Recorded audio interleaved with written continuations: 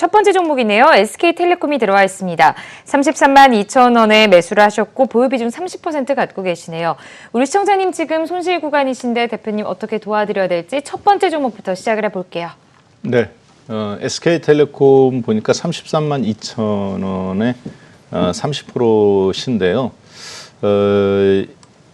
뭐 SK텔레콤이야 이제 워낙 대형 종목이고 여러분들도 머릿속에 웬만하면 다 다른 종목과 역학관계 속에서 있을 거라고 보여져요. 결론부터 말씀드린다면은 34만 원 매수 가격인 차트 한번 잠깐 봐가면서 말씀드리겠습니다. 예, 34만 원이죠. 이 가격이. 그리고 이제 시청자분께서 의뢰해 주신 분석을 의뢰해 주신 종목은 33만 2천 원이에요. 33만 2천 원을 넘어서서 조금 더 강한 흐름, 신고점까지 그 이상도 좀 가능하다고는 보고 있습니다. 그런데 생각하셨던 것보다 시간이 좀 더 걸릴 수가 있어요. 왜냐하면 SK텔레콤은 회사가 지금 계열사들 SK플래닛이라는 것이 있고 이런 식이죠. 최태원 회장님의 SK그룹이 SK텔레콤 지분을 26% 정도 갖고 있어요. 그리고 26% SK텔레콤은 다시 SK하이닉스, 본인보다 시가총액이 훨씬 큰 90조 원이 넘는 하이닉스를 20%를 갖고 있습니다. 자, 그런데 이 20%를 갖고 있는 이것을 이제 우리가 자회사라고 그러는데 이게 법 규정상 이제 30%까지 늘려야 돼요.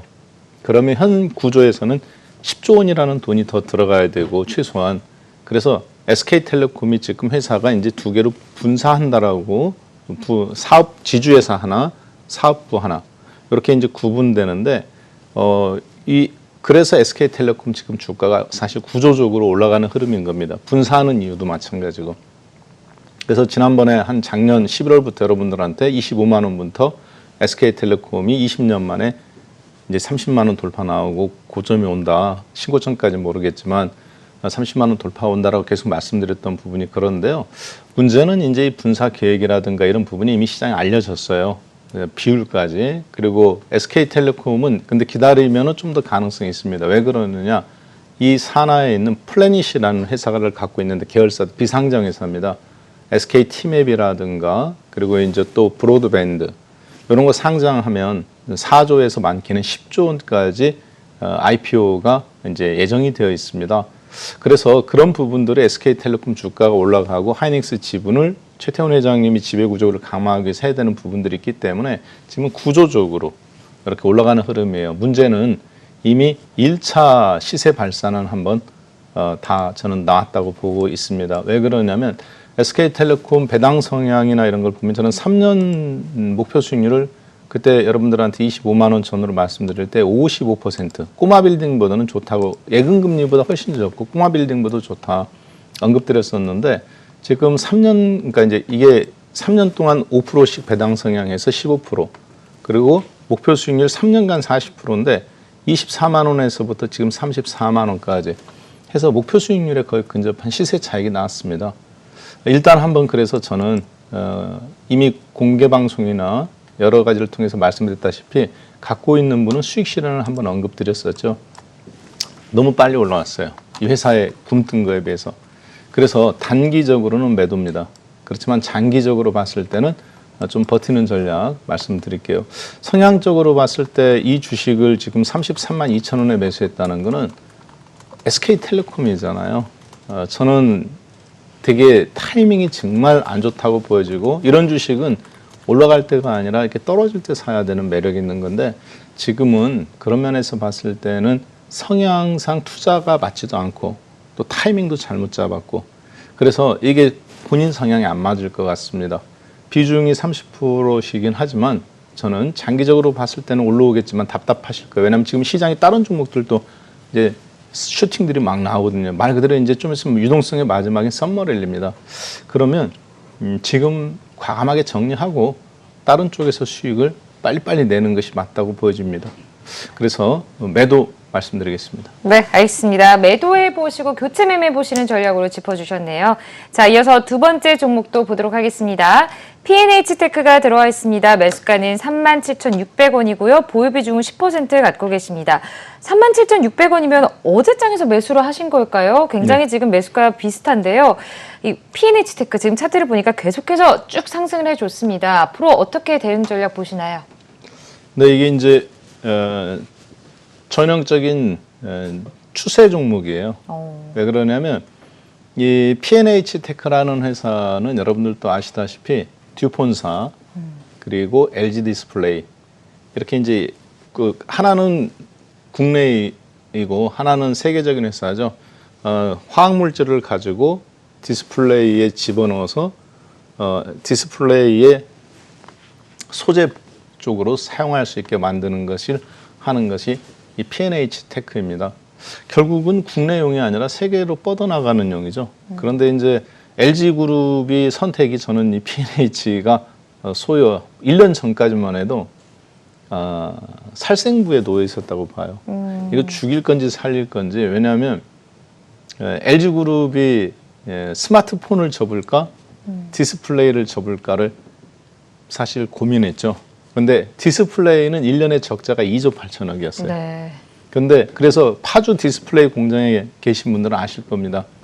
파주 디스플레이가 2년 전에 구조조정을 했고 회사가 사실 중국 디스플레이 쪽이 계속 가격 치고 나오고 OLED까지 중국 쪽이 가고 있기 때문에 애플도 중국 쪽에 OLED 미래 디스플레이 쪽을 주려고 했단 말이에요.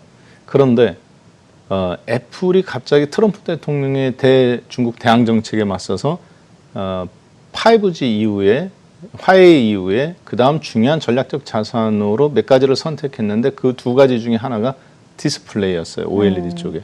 그래서 애플이 방향을 작년도에 틀었습니다.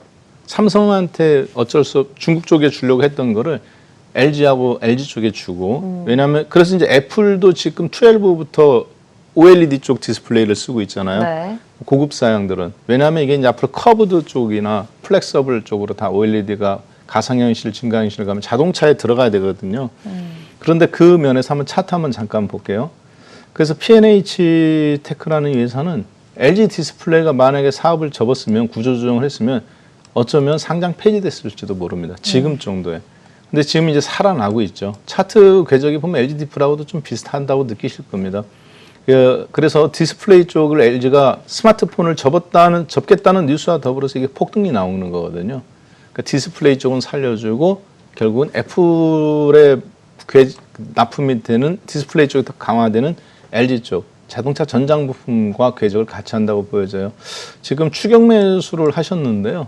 단타로 이제 좀 보셔야 되겠습니다. 왜 그런지 한번 잠깐 보냐면 이 회사는 앞으로의 이제 미래의 대규모 수주권들이 더 좋아질 걸로 저는 보고 있는데 문제는 뭐냐면 이미 이 회사 매출액이 2019년도에 700억, 2020년도에 71억. 이게 좀 글씨가 작지만 제가 그냥 말로 해드릴게요. 2020년도에 85억. 계속 적자죠. 영업이익 5억 적자, 당기순이익 76억 적자. 매출액이 71억인데 당기순이익이 76억 적자예요. 2019년도. LG 디플하고 비슷합니다. 최악의 적자 상황. 2020년도 매출액이 85억인데 적자가 57억입니다. 조금 줄어들었죠. 그런데 경이적인 일이 조금씩 이제 일어나고 있죠. 1, 4분기부터 그것이 조금씩 줄어들어요. 10억 단위에서 억 단위로. 이제 어쩌면 이번 상반기 때 실적이 좀 좋게 발표할 가능성이 저는 확률적으로 매우 높다고 보여집니다. 그러면 그것이 이제 차트에 한번 슈팅이 나오겠죠. 그리고 그런 부분들이 지금 실적 발표가 나온 다음에 뒤늦게 올라갔습니까? 아니면 미리 올라갔습니까? 미리 올라갔잖아요. 적자인데도 불구하고. 이걸 뭐라고 그래요? 우리가 선행 매수다. 혹은 선행에서 지수 먼저 올라왔다. 앞으로 좋아질 거에 대비해서. 그러면 막상 실적 좋게 발표되면 그것이 뭐 4만 원이든 4만 1천 원이든 발표되는 날 그날 때리든지 그 전에 때리든지 하셔야 됩니다. 그래서 이렇게 제가 자세히 말씀드리는 이런 개별 종목들의 특징은 이렇게 대응해야 된다. 선행적으로 움직였잖아요. 그래서 일단 P&H테크는 지금 잠깐 보유는 하되 짧게 좀 수익률을 한 10%에서 많게는 15% 정도 이 정도만 잡고 짧게 움직이시는 게 어떨까. 그리고 만약에 이 5일선이 깨지면 가차없이 손절하셔야 됩니다. 어차피 뒤늦게 올라가시는 거니까 그건 각오하시는 거잖아요. 그렇죠? 네, 그렇게 손절 라인 반드시 잡고 움직이셨으면 좋겠어요. 네, 알겠습니다. 손절 라인을 반드시 잡고 단기적인 전략으로 좀 대응을 해보시는 게 좋겠다라고 짚어주셨네요. 자, 이어서 다음 종목 보도록 하겠습니다. 웹젠이 들어와 있습니다. 37,200원에 매수하셨고 20% 갖고 계시네요. 37,200원이면 굉장히 지금 우리 시청자님 뭐 크게 고점은 아니지만 그래도 지금 손실 구간이셔서 걱정이 좀 되실 것 같습니다. 대표님 어떻게 대응하셔야 될까요? 네, 일단 결론부터 말씀드릴게요. 네. 37,200원이신데요. 손절 라인은 이미 늦으셨잖아요. 네. 네, 차트 한번 잠깐 보겠습니다. 37,200원에 이제 매수를 하셨는데 이때 잘 사셨을 수도 있고요. 아니면 떨어지는데 직저점에서 반등 나올 거라는 기대감에서 사셨을 수도 있어요. 문제는 뭐냐면 이미 손절 라인을 넘어섰습니다. 그리고 개파락이 나온 상태고, 그리고 손절 라인을 넘어섰는데 손절하는 세력이 아직 없어요. 거래량이 전혀 없잖아요. 보시면은 개파락도 나오겠는데 거래량이 뭔가 대량으로 좀 터져줘야 되는데 거래량이 없다라는 거는 아직 손절 별로 안 왔다는 얘기거든요. 그리고 이런 경우에는 뭐 다 아시겠지만 어떤 악재를 본질적으로 품고 있는 경우가 이런 경우 많습니다. 이미 고점에서 거래가 대량 터졌죠. 최근 들어서 최근 3년 내 거래가 최근 5일간에 가장 많이 터진 때가 5만 원 전후네요. 이게 바닥권에서 신규 매수로 거래량이 터진 걸까요? 아니면 바닥에서 여기서 산 세력들이 터트린 걸까요? 혹은 여기나 제가 봤을 때는 여기서 일단 매집했던 세력들 간에 뭐 치열한 싸움일 수도 있겠다라고 보여집니다. 그래서 2만 원의 전후에서 있었던 것이 만 1년 정도 전후해서 5만 원 전후해서 거래가 대량으로 최근 터지고 주가가 빠지는데도 거래가 없죠, 전혀. 시간이 좀 꽤 걸리고 이런 경우는 반등 나왔다가 또 다시 또 찍어 누르는 형태가 나옵니다. 결론은 손절을 쓰라리지만 말 그대로 손절이죠. 손절을 해서 그 다음 다른 쪽에서 수익을 내는 것도 사실 저는 그게 능력이라고 봅니다. 사람은 주식도 마찬가지지만 사람도 결국 사람이 하는 게 실수를 한번 해요. 근데 지금 두 가지 실수를 하셨죠. 첫 번째는 직저점 근처에서 이렇게 들어갔잖아요. 이 지점에서 여기서 들어가시지 않았을 것 같고 제가 봤을 때는 여기에서. 그런데 그 직저점이 깨졌을 때 방금 아까 제가 P&H 테크 깨지면 바로 손절해야 된다 그랬잖아요. 그러면 여기 맞고 반등이 안 나오면 바로 잘라내셨어야 됩니다. 아마 20%인 거 보니까 제 생각에 물타기를 좀 하셨을 것 같아요. 그다음 두 번째 운용 전략에서 이제 물타기 가능성이 실패한 거. 세 번째는 여기서 이렇게 기다렸다 기간 조정이 진행했을 때 가격이 반등이 안 나오면 잘라내셔야 되는데 그걸 또 못 잘라내셨어요. 그거는 웹젠이 갖고 있는 어떤 탁월성, 정말 좋은 회사거든요. 저도 왜 이렇게 제가 잘 알았냐면 저도 이 회사를 계속 관찰을 하고 있고 관심 종목으로 계속 봤던 회사이기 때문에 그렇습니다. 연간 실적 보세요. 2020년 2,900억이죠. 2019년도에 1,700억이었던 매출액이 2,900억으로 거의 2배 가까이 올랐죠. 당기순이익 영업이익 500억에서 1,000억으로 100% 작년도에 성장했습니다. 이번 연도는 어떤가요? 벌써 780억에 영업이익이 370억, 1,000억 가까이 그러니까 최근 3년의 최대 수익이 나올 걸로 보여지니까 당연히 많이 오른 종목도 아니고 당연히 또 전 세계적으로 국내에 이런 어떤 배틀그라운드 이제 상장하고 그러면 그런 부분들 때문에 당연히 관심을 갖는 게 맞습니다. 시가총액 1조 원밖에 안 되고. 그런데 테크니컬적인 요인을 반드시 명심하셔야 돼요. 그래서 일단 좀 한번 다시 사더라도 잘라냈다가 다시 보는 게 어떨까 싶습니다. 네, 매도입니다. 네, 알겠습니다. 좀 마음이 아프시겠지만 손절 매도 전략으로 짚어주셨네요. 다음 종목도 보도록 하겠습니다. KPM테크가 들어와 있네요. 매수가는 3,070원이시고요. 보유 비중 20% 갖고 계십니다. 3,070원이면 크게 차이는 아니지만 그래도 지금 손실 구간이신 것 같고요. 워낙에 차트를 보면 계속 횡보 기간이 굉장히 긴 것 같습니다. 대표님, 이 종목 어떻게 대응하셔야 될까요? KPM테크도 마찬가지로 이제 업종은 이게 이제 화학 업종이에요. 그리고 보시다시피 이 회사가 여러분들 아시다시피 이제 도금업인데 이제 주로 PCB라든가 말은 도금업이지만 이제 PCB라든가 전자제품에 들어가는 어떤 부분들을 도금을 하는 거잖아요. 자, 그런데 이 업황이 그렇게 좋은 업황은 그동안 아니었습니다. 한번 실적 한번 잠깐 볼게요. 네. 3년 연속 적자예요. 어. 왜냐하면 이번 연도 2021년 3월에 매출액이 110억. 매출액은 많이 늘었습니다. 그런데 마이너스 20억 적자죠. 그리고 당기순이익은 다행히 줄어서 1억밖에 되지 않아요.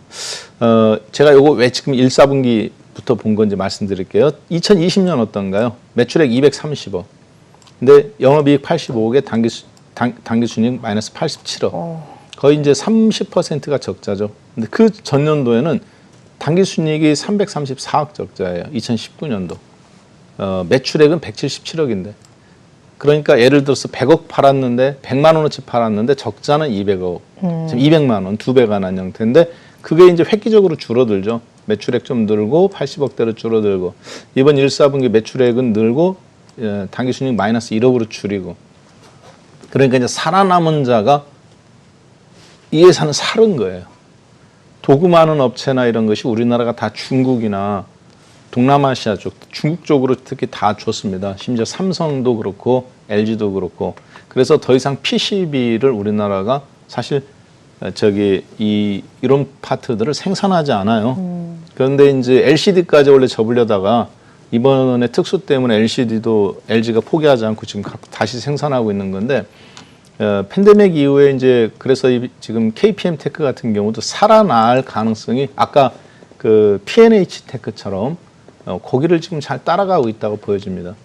주식 차트 한번 잠깐 볼까요? 옆으로 이렇게 지금 누웠는데 2,995원이니까 사신 가격에서 한 200원 정도 빠져 있네요. 그렇죠? 뭐 앞에서 기간 조정 충분히 줬잖아요. 굉장히 6개월간. 긴 횡보가 네. 이어진 것 같습니다. 그리고 가격 조정도 7,000원대에서 60% 정도 줬고. 그러면 근데 거래량도 지금 굉장히 없죠. 잘 보시면 이게 전형적인 교과서적인 흐름이에요.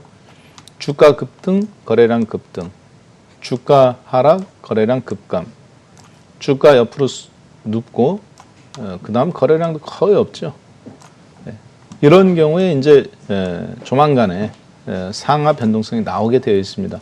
그 기회를 만약에 이 종목을 기다리고 있었던 사람이라면 저 같으면은 타이밍을 봐서 5%든 10%든지 더 매수 타이밍을 한번 기다려가면서 그렇게 하지 않겠나 싶어요. 그런데 이것도 마찬가지로 손절 라인을 좀 잘 지켜주셔야 됩니다. 적자 회사하고 개별 종목이다 보니까 마음속에 갖고 있는 본인만의 손절 원칙이 있잖아요. 10%면 10%, 5%면 5% 팔았다가 뭐 하는 그 본인만이 갖고 있는 철칙대로 지켜주시면 됩니다. 제가 봤을 때는 만약에 저라면 비중이 20%가 좀 많다고 보여져요. 그래서 더 이상 지금 당장 늘리기는 좀 그렇지 않겠나. 일단 잘 관찰하셨다가 움직일 때 한 번 더 따라잡는 형태도 좋을 걸로 보여집니다. 보유 전략입니다. 네, 알겠습니다. 전화로 들어온 상담들 이어가 보도록 하겠습니다. 첫 번째 시청자님 연결되어 있다고 하네요. 만나볼게요. 안녕하세요. 네, 안녕하세요. 네, 반갑습니다. 우리 네. 시청자님 오늘 어떤 종목 고민이실까요? 원익 IPS예요. 원익 IPS 매수가 보유 비중 어떻게 되세요? 매수가는요, 56,200원. 네. 그다음에 보유 비중은 20%예요. 56,200원이면 지금 손실 구간이셔서 마음이 아프실 것 같은데 네네. 우리 시청자님 언제 매수를 하신 걸까요? 4월 22일 날 매수했어요. 아, 그러면 매수를 하고 나서 계속해서 좀 하락을 했던 모습이네요. 네네. 걱정이 되실 것 같습니다. 대표님과 함께 좀 자세하게 상담 도와드리도록 할게요. 네. 네. 자, 원익 IPS 56,200원이면 꽤 고점이 아닌가 싶습니다. 어떻게 도와드려야 될까요? 네, 일단 이 원익 IPS는 뭐 삼성전자의 그림자라고 볼 수 있을 정도로 삼성이 그러니까 파트별로 내준 회사들이 몇 개 있어요. 네. 뭐 SFA, 원익 IPS, 이제 주성 엔지니어링 이런 회사들이 있었죠. 그리고 톱텍.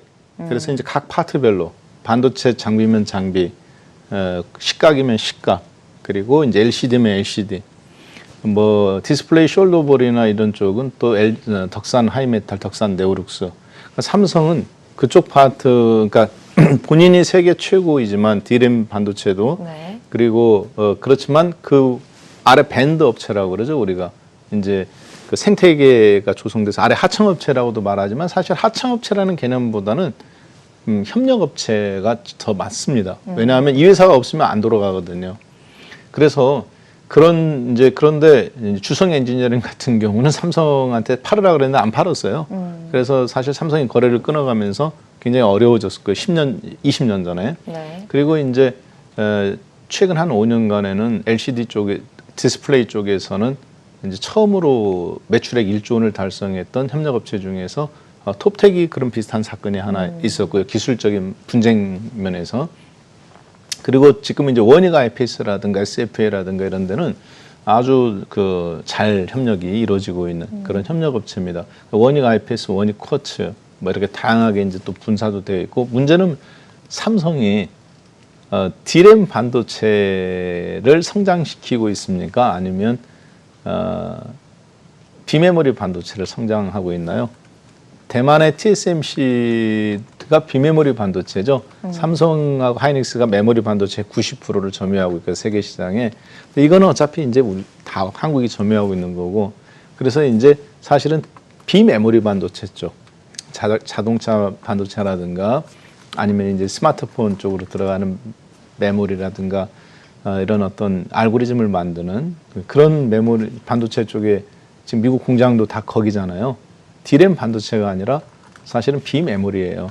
원익 IPS는 그 메모리겠습니까? 비메모리겠습니까? 이게 이제 뭐하고 똑같느냐면 자동차용 배터리가 들어가는데 옛날에 로켓 배터리나 아니면은 그런 들어가는 소재 부품 회사들이 우리나라가 세계 시장을 점유했다가 2차 전지 시장으로 건너가면서 도산하는 회사들이 많잖아요. 똑같은 겁니다. 자동차 부품인데 기존 자동차에 들어가는 엔진 부품이냐. 근데 전기차는 엔진이 필요 없잖아요. 미션도 필요 없고. 지금이 중요한 게 아니라 이제 앞으로 어디냐. 미국 공장에 들어가는 비메모리 쪽 라인이냐 아니면 낸드 플래시를 사용한다든가 이런 거를 하는 회사냐가 지금 이 회사에 제가 봤을 때 미래가 달려있다고 보여져요.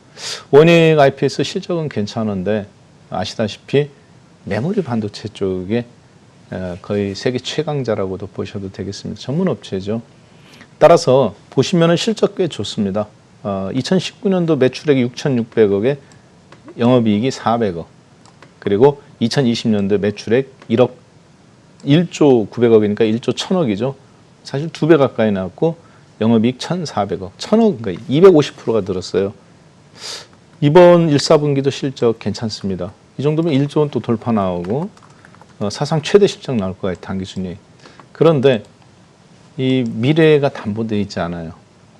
저는 그게 문제라고 보여집니다. 그래서 메모리 쪽에 라인이 줄을 서는 게 아니라 비메모리 쪽에 줄을 서야 되는데 그래서 좋은 실적에도 불구하고 왜 자꾸 주식이 이렇게 올라가다가 말다 그렇죠? A 지점, B 지점, C 지점, D 지점 갈수록 낮아지죠. 고점이. 저점은 안 깨지고 있지만 실적이 좋으니까 이런 경우는 어떻게 해야 되느냐 조금 과감하게 정리하셔야 돼요.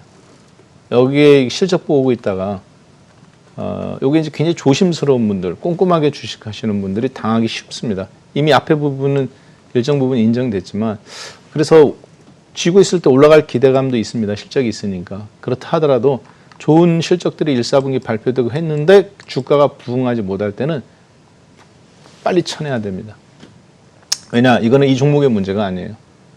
아까 얘기했다시피 비메모리 반도체 쪽으로 세계 트렌드가 움직이기 때문에 그렇습니다. 업황이 사양산업이라는 얘기죠. 빨리 이동하시는 게 어떨까 싶어요. 네, 매도입니다. 네, 알겠습니다. 좀 마음이 아프시겠지만 매도를 해보시고 교체 매매해보시는 전략으로 짚어주셨네요. 이어서 다음 시청자님도 연결되어 있다고 하네요. 만나보겠습니다. 안녕하십니까? 네, 안녕하세요. 네, 반갑습니다. 우리 시청자님 네. 오늘 어떤 종목 고민이실까요?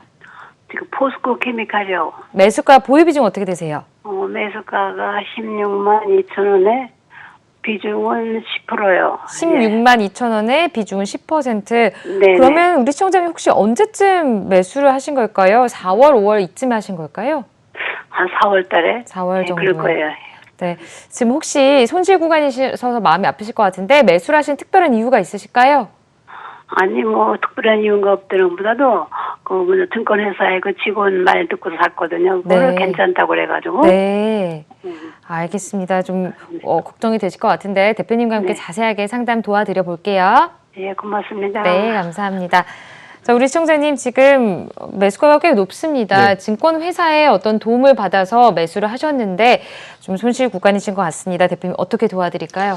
네,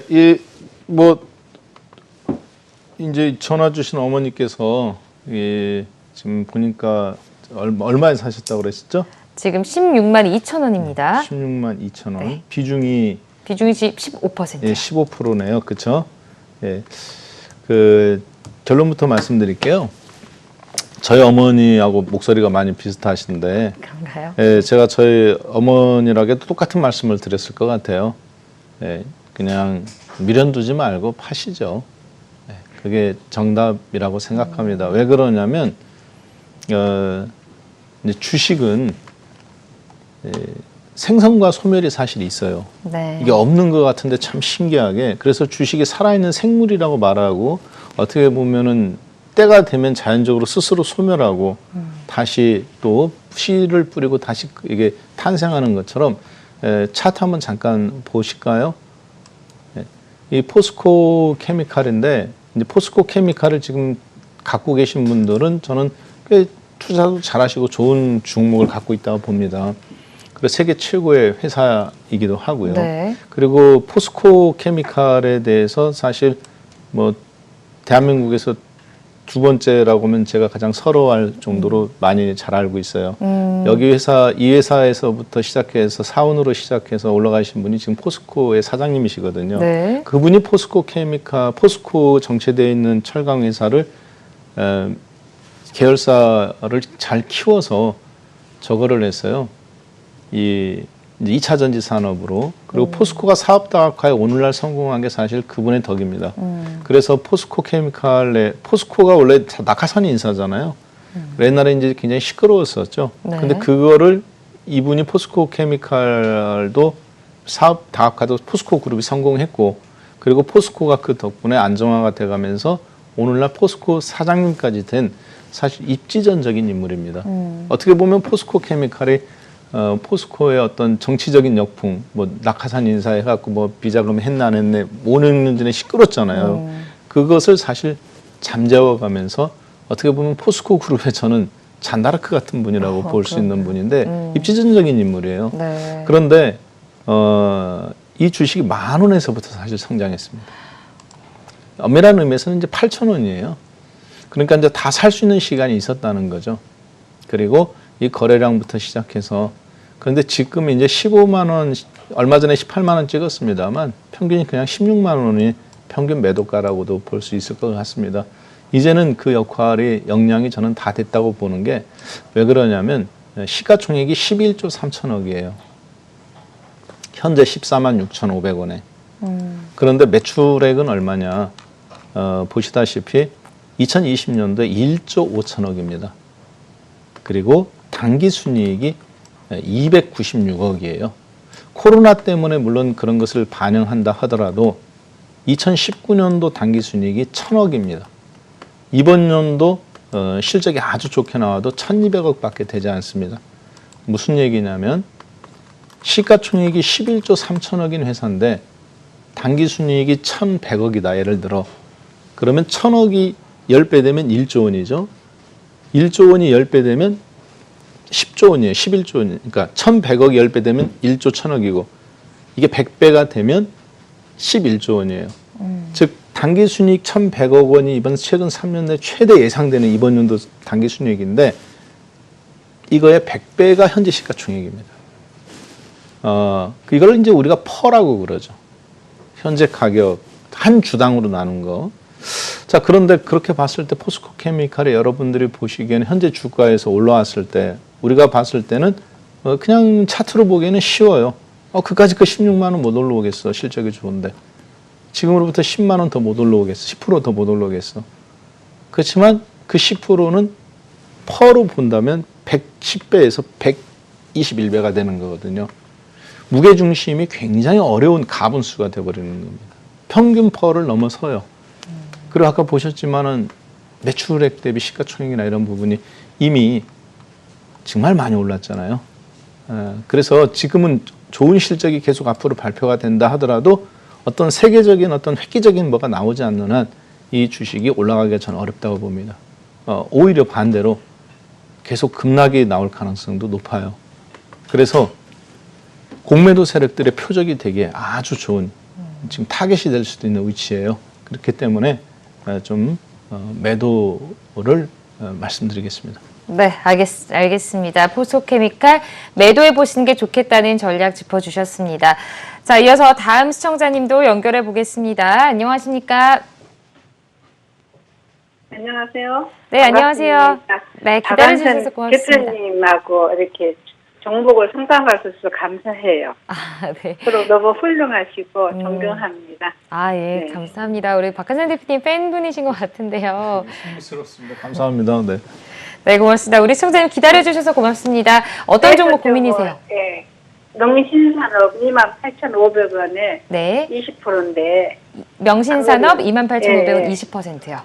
반등을 하면 얼마에 팔 수 있는가 그런 것까지 대한 투명한 줄 알려주셨으면 감사하겠어요. 네, 알겠습니다. 목표가와 대응 전략까지 함께 짚어드릴게요. 대표님 혹시 뭐 드릴 말씀이 있으실까요? 네, 28,200원에 500원이에요. 아니 28,500원. 500원에 20%요? 네네. 예, 예. 네. 네, 알겠습니다. 저도 뵙게 돼서 너무 반갑습니다. 네. 감사합니다. 네. 네, 자세하게 상담 도와드릴게요, 시청자님.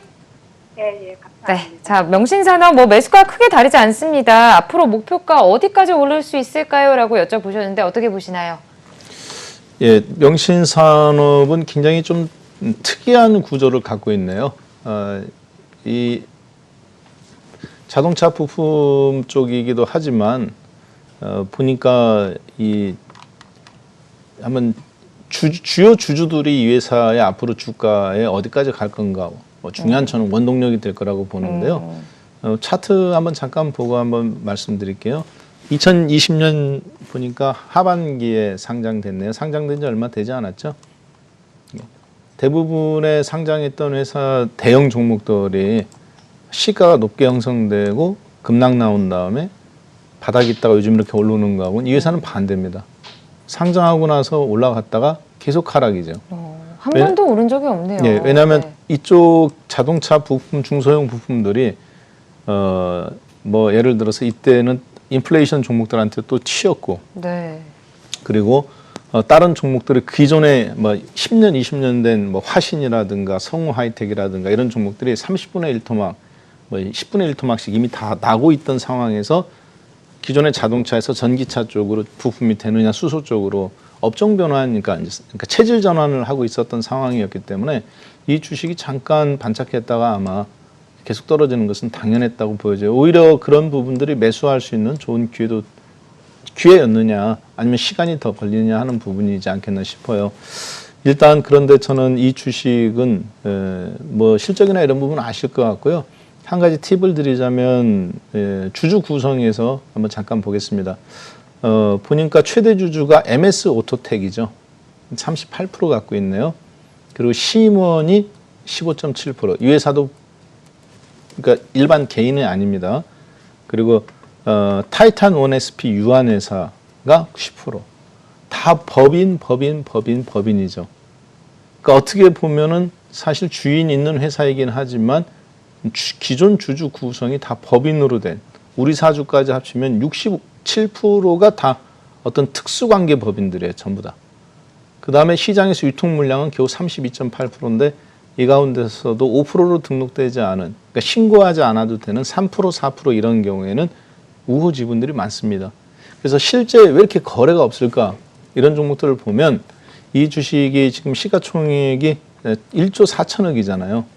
결코 작은 시가총액은 아닙니다. 발행 물량 수량도 1,000만, 10만, 100만, 1,000만, 5,200만 주고. 그런데 하루 거래량을 이렇게 보신다면은 굉장히 특이한 형태의 거래량이 나오는 것 같아요. 거래량이 보니까 뭐 20만 주, 많으면 100만 주, 280만 주 하면 특이할 때, 그러니까 정말 유통 물량이 많지 않은 거거든요. 주가 변동성도 없고. 이런 경우에 아까 보셨지만 저 특수관계 법인들 주식을 이 사람들이 팔 수 있는 사람들일까요? 아닐까요? 그걸 빨리 가면 봐야 됩니다. 이 사람들 주식 팔 수 있는, 그러니까 이 법인들은 팔 수 있는 법인이 아니에요.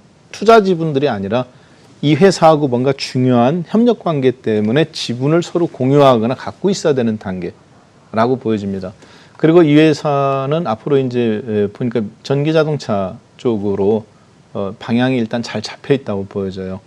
그리고 이 주식이 현대 오토넷이라든가 최근 들어서 이제 우리나라 자동차가 기아 자동차도 그렇고 현대차도 그렇고 전기차 플랫폼에서 만들어진 자동차가 나왔거든요. 예약하자마자 3시간 만에 완판입니다. 그러니까 완판이에요. 그냥 24,000대 하루에 완판. 그 주문을 온라인으로 받았는데 하루에 완판됐다든가 뭐 1,500대 주문인데 1시간 만에 완판되고 주문은 받고 있지만 2년을 기다려야 될지 3년을 기다려야 될지 모르는 상태. 결국은 명신산업 같은 회사는 앞으로 그럼 어떻게 될까요?